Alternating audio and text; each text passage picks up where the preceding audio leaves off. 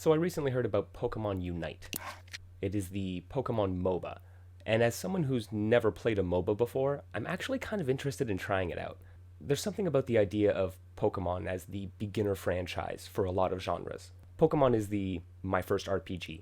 It wasn't my first RPG, but it might have been one of the first RPGs that I really invested in, that I dug into on a hyper technical level. I was mapping out where different Pokemon would appear throughout the world. I got really obsessed with optimizing my leveling and creating super powerful teams and builds. It's not something I really did in other RPGs. I might have gotten really into them, but I didn't really explore the systems and the mechanics on a truly in-depth level.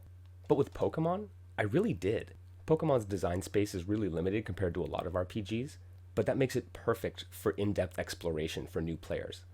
Newcomers might be overwhelmed by the depth and breadth of complexity of some RPGs, but the smaller play space that Pokemon resides in offered the perfect opportunity for new players to really dig into it.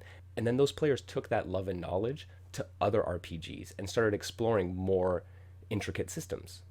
So I feel that actually might be something that I end up doing with Pokemon Unite, is that I might actually take a look at the MOBA genre for once, like actually give it a try and then see what's up. It may well be that the smaller space that Pokemon Unite actually explores could ignite a new interest in me for MOBAs, and that would be really interesting because it's a genre that I've generally avoided.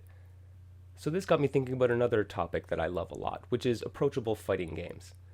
A lot of the FGC seems to think that approachable fighting games are either not worth people's time, or worse still, actively harm new players because it trains them in the wrong things or in the wrong ways, because it's not exploring how the large majority of fighting games explore the design space. So that when these players try to then go from an approachable fighting game to a more traditional fighting game, they'll end up with these roadblocks and they'll not understand what's going on because they've been improperly taught, basically. But I think you need to look at approachable fighting games more like Pokemon. These games will explore a more narrow and tailored design space than what a lot of traditional fighting games explore.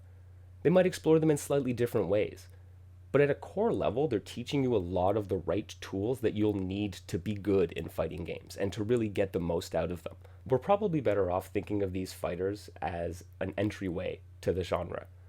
They are not overwhelming, but they offer players enough meat to really sink their teeth into and get that fighting game experience. And then they can take that joy and that knowledge and that experience into other fighting games. And so they can then appreciate those on their own level.